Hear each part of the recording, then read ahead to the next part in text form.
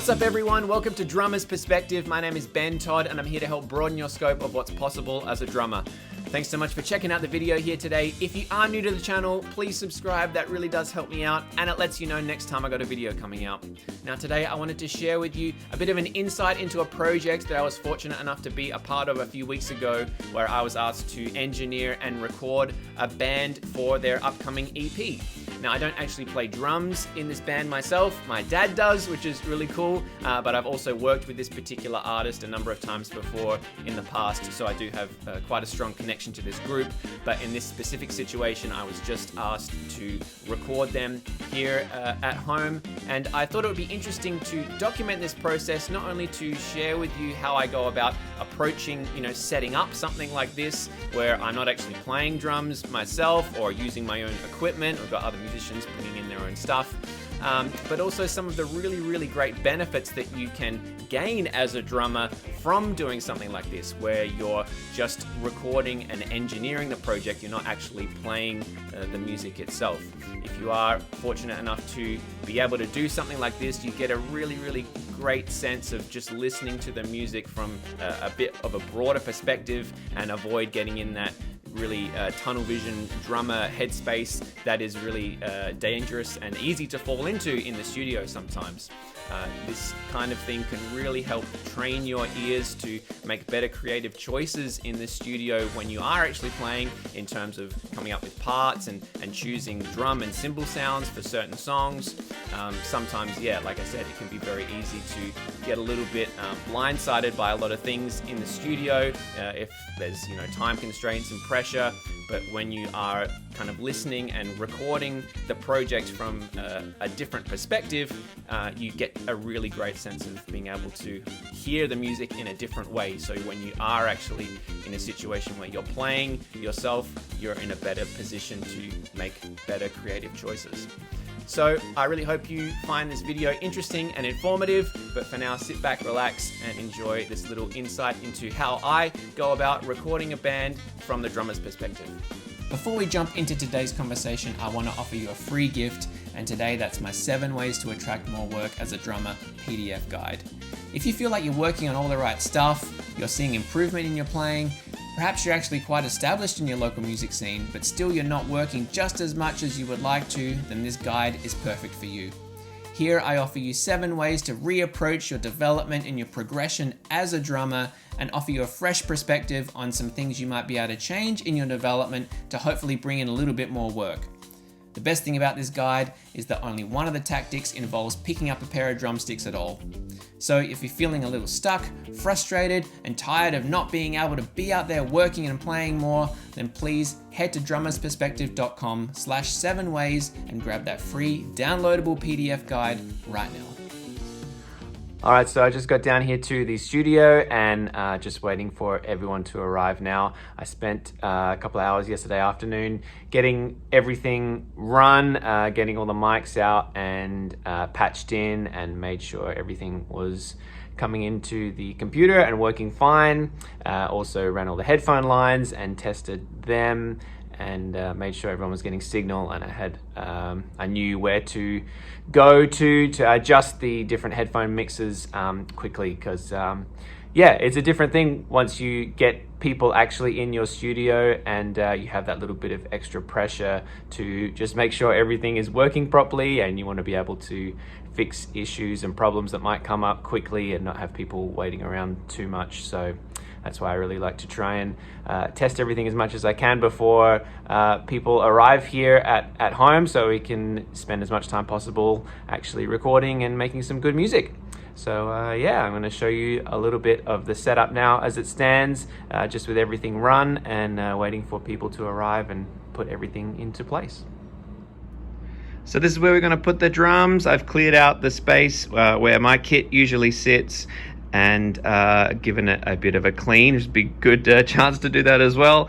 Just kind of pulled all the mics out and patched them in, ready to go into the snake right there.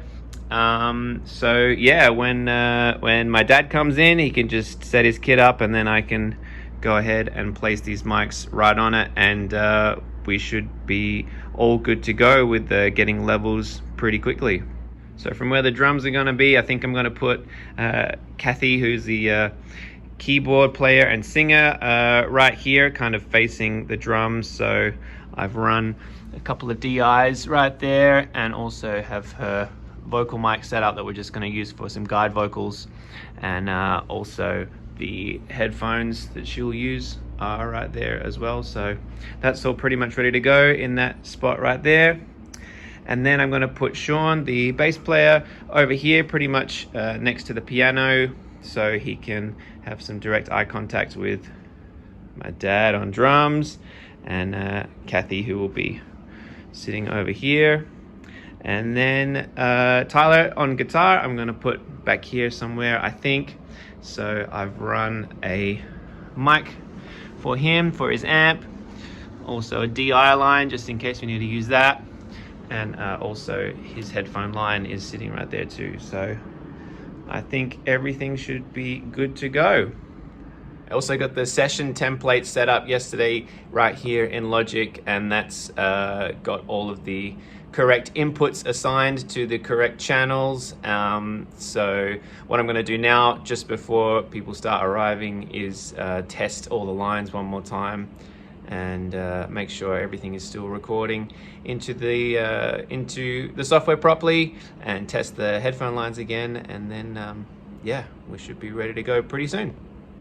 So I'll just give you a quick rundown of where things are going. Pretty much everything is going direct into Logic via my RME interfaces, although I do have these two recent additions to the studio, which is actually the first time I'm going to be using these to their full potential, I suppose. So I've got the Warm Audio WA273, which I'm running the overheads through, and then I've got the Warm Audio WA412, which I'm going to run the kick into channel 1, the snare into channel 2, the bass into channel 3, and then the guitar amp into channel 4. And then everything else is, yeah, like I said, going either into this RME Fireface UFX, or I have the RME Octamic over here as well, which they're great preamps, but yeah, the Warm Audios, I'm really looking forward to trying them out today.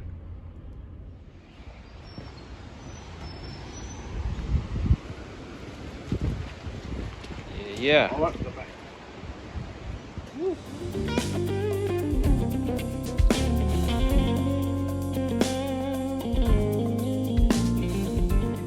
All right, first to arrive, always. Oh, is First to arrive, drums. is drum. Good. Nice. What did you bring today? I bought a Ludwig Super Classic. Beautiful. 1964, 63, I think it is. Mm-hmm. Yeah. So we got that and a whole bunch of percussion Percussion-y for later. busy bobs. Maybe some overdubs later today, or maybe tomorrow. But for now, drums.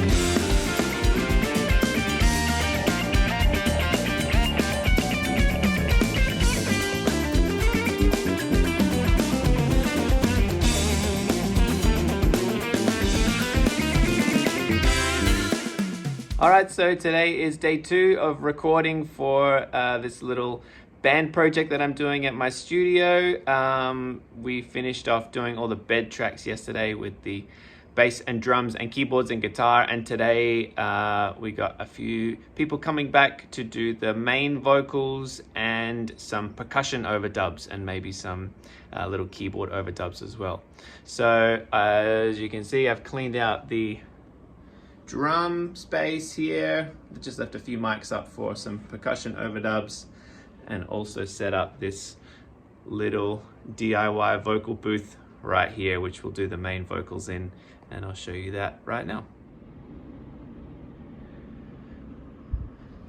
So because the space here is really just one big room, I have these acoustic sound absorbing panels that I can kind of move around depending on what is being recorded. So I've taken 2 of them and added a little bit more foam at the top, just because usually they're just used for drums, but obviously the vocal mic's a little higher, so add a little bit more foam at the top and a little pillow just to try and absorb some of that excess sound that might be bleeding over the top and make the space a little more enclosed. But the mic I'm using is a Neumann TLM 103, and then just a little pop filter on it as well. And should be getting a pretty clean, nice sound to work with. So I just wanted to share a couple of thoughts about the tracking session from yesterday of things that I found quite interesting, and I wanted to share with you because I think it's kind of a big reason why I think it's important and quite cool to do things like this as a drummer or any musician, where you're kind of the recording engineer / producer, kind of on the other side of the glass, so to speak, and not actually playing in the session. It's great for a multitude of reasons, but for me, the things that I've found really interesting about just recording the band yesterday was I really got to focus on the sounds that were being recorded and also the parts and the playing that was being recorded. And I think those 2 elements can really separate like a good musician from a really great musician. Like if you're able to play your part but also be conscious of those things at the same time, of really listening to your sound and being able to adjust and change your sound depending on the session or the song, and also the parts you're playing, be able to hear them from like an audience perspective rather than just like muscle memory of things that you default go to when you play like your rock beat or your pop beat or your Latin beat, quote unquote. All of those kind of things, if you can be aware of them from like a producer standpoint when you're actually playing them, that can really, help separate you from will take you from a level of just being a good player to like a really, great musician. So I always love doing that for myself, like being on the other side and just listening to a band, whether it be, in a recording situation like we did yesterday or live, because it reminds you to open your ears up more, and be more aware of that stuff when you do go to play yourself in a session. That was just really an interesting thing for me to experience again. It's something that I'm always trying to be conscious of, but of course it's difficult sometimes to remember all of those things when you're in a session or you're doing a gig or anything like that. But it was great for me yesterday to have that experience again, to just listen to a band play and listen to the drummer play, which was so awesome that it was my dad, because I love to see him play and I love to be able to share like the recording process with him especially in this kind of environment. But yeah, like I said, if you ever have the chance to do this kind of thing yourself, where you do just like record the band or produce the band and be able to be on the other side, it can be really, really great, training and education for you when you actually do go to play the next time in a session or live, and you can kind of remember some of those things that you experienced when you were just listening to another musician play, and try and be able to input some of those influences in real time.